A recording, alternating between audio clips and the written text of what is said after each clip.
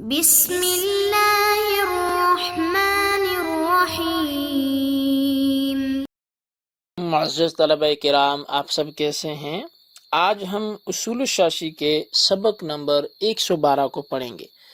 آج کے سبق کا عنوان ہے حقوق العباد سے ایک مسئلہ کی وضاحت۔ آج کے ہمارے سبق کی عبارت ولو سلم العبد سے یا ولو سلم العبد سے شروع ہوتی ہے۔ آئیے سب سے پہلے عبارت پڑھ کے اس کا ترجمہ کرتے ہیں، اس کے بعد باقاعدہ سبق کی وضاحت کی طرف بڑھتے ہیں۔ مصنف علیہ رحمہ لکھتے ہیں وَلَوْ سُلِّمَ الْعَبْدُ مُبَاحُ الدَّمِ بِجِنَایَةٍ عِنْدَ الْغَاصِبِ أَوْ عِنْدَ الْبَائِعِ بَعْدَ الْبَيْعِ، اور اگر ایسا غلام سپرد کیا گیا جو کسی جرم کی وجہ سے غاصب کے پاس جرم کی وجہ سے مباح الدم تھا، یعنی اس کا خون حلال تھا، یا بائع کے پاس بے کے بعد کسی جنایت کی وجہ سے وہ مباح الدم تھا، تو فَإِنْ هَلَكَ عِنْدَ الْمَالِكِ أَوِ الْمُشْتَرِي لَازِمَهُ الثَّمَنُ وَبَرِئَ الْغَاصِبُ بِاعْتِبَارِ أَصْلِ الْأَدَاءِ۔ پس اگر وہ غلام جو جنایت کی وجہ سے مباح الدم تھا مالک کے پاس یا بائع کی صورت میں مشتری کے پاس یہ ہلاک ہو جاتا ہے، تو بائع اور مشتری پر ثمن ادھر جو ہے وہ لازم آ جائے گا، اور جو غاصب ہے وہ اصل ادا کا اعتبار کرتے ہوئے بری و ذمہ ہو جائے گا۔ وَإِنْ قُتِلَ بِتِلْكَ الْجَنَایَةِ استند الحلاک الى اول سببہ،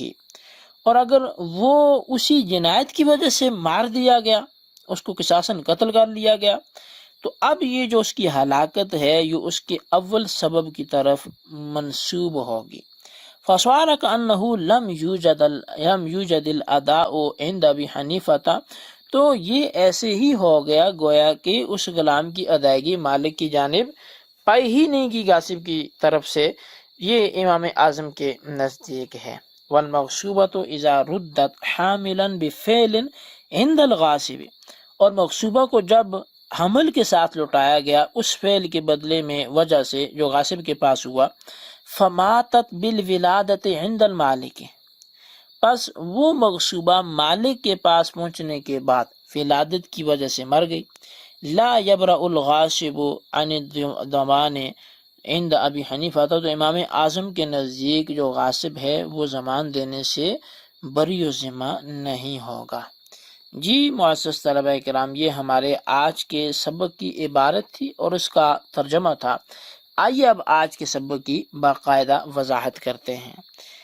وَلَوْ سَلَّمَ الْعَبْدُ سے مصنف ادائے قاصر کے حکم پر حقوق العباد سے ایک مسئلہ پیش کر رہے ہیں۔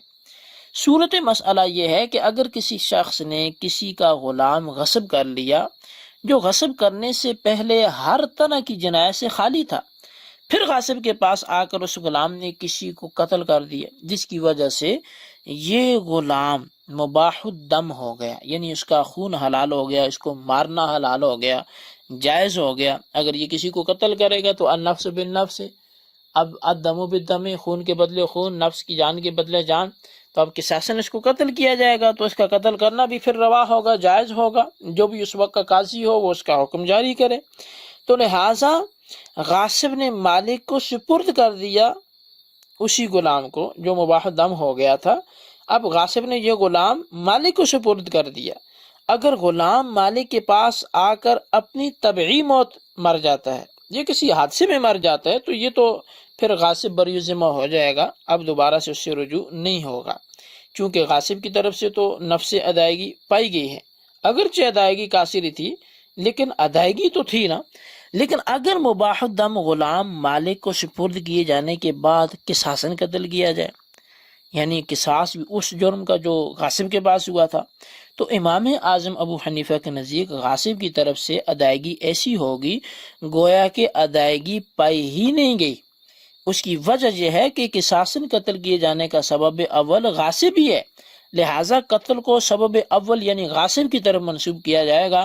گویا کہ غاصب کی طرف سے ادائیگی ہی نہیں پائے گی۔ جب ادائیگی ہی نہیں پائے گی تو غاصب پر غلام کی قیمت واجب ہوگی۔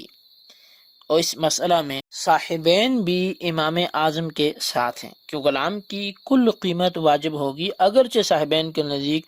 جو اس کا خون حلال ہے وہ غلام دو منزلہ عیب ہے، جو نقصان زمان کو واجب قرار دیتے ہیں، یعنی جو وہ نقصان ہے جو زمان کو واجب قرار دیتے ہیں، مگر جنایت کے اس مسئلہ میں صاحبین بھی امام صاحب کے ساتھ ہیں۔ اسی طرح اگر بائیں نے کسی کو صحیح و سلامت غلام فروخت کیا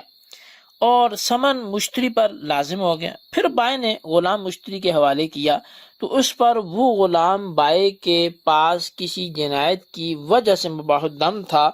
اگر غلام مشتری کے پاس قدرتی طور پہ مر جاتا ہے تو بائیں بری ذمہ ہو جائے گا۔ اگر مشتری کے پاس اس جنایت کی وجہ سے قصاصاً قتل کیا جاتا ہے جو بائیں کے پاس کی تھی تو اس قتل کو سبب اول یعنی بائیں کی طرف منسوب کیا جائے گا۔ امام اعظم کے نزدیک گویا اس غلام کی ادائیگی بائیں نے کی نہیں ہے، تو لہٰذا بائیں پر لازم ہے کہ مشتری کو ثمن واپس کر دے۔ امام اعظم کا یہ نظریہ تھا۔ صاحبین کا امام اعظم کے ساتھ بے کی صورت میں اختلاف ہے۔ جنایت کی شکل میں بائیں سے نقصان کا ضمان دیا جائے گا، جبکہ امام صاحب کے نزدیک کل قیمت لی جائے گی، اگرچہ ادا قاصر کے حکم پر مثالیں چل رہی تھی کہ اگر مثل ممکن ہو تو مثل سے زیادہ کیا جائے گا ورنہ نقصان کا حکم ساقط ہوگا، مگر یہ مثالیں حقوق العباد کی چلیں، ان میں ادا قاصر میں ضمان بھی واجب کیا جا سکتا ہے۔ اب مصنف علیہ رحمہ والمغصوبۃ اذا ردت سے ادائے قاصر کے حکم پر ایک مسئلہ کو بیان کر رہے ہیں۔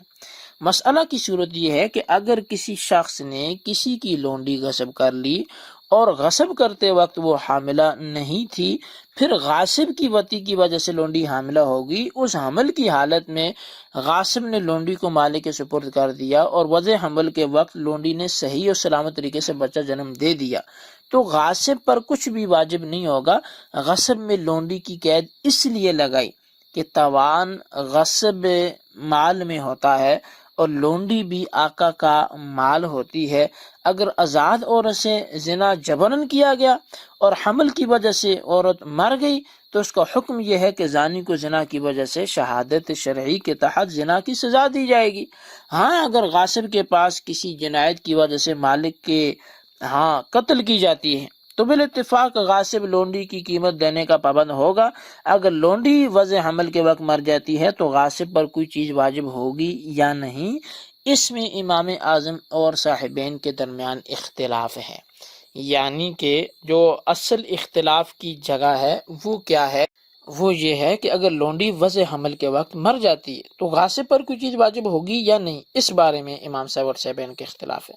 صاحبین کا جو مذہب ہے وہ یہ ہے کہ لونڈی کی ہلاکت کی نسبت غاصب کی وطی کی طرف نہیں کی جائے گی بلکہ مالک کے ہاں ولادت کی طرف کی جائے گی، لہذا غاصب سے کوئی توان وصول نہیں کیا جائے گا۔ یعنی بڑے نرالے انداز سے استدلال کیا کہ جو چیز غاصب کے پاس ہوئی تھی وہ وطی تھی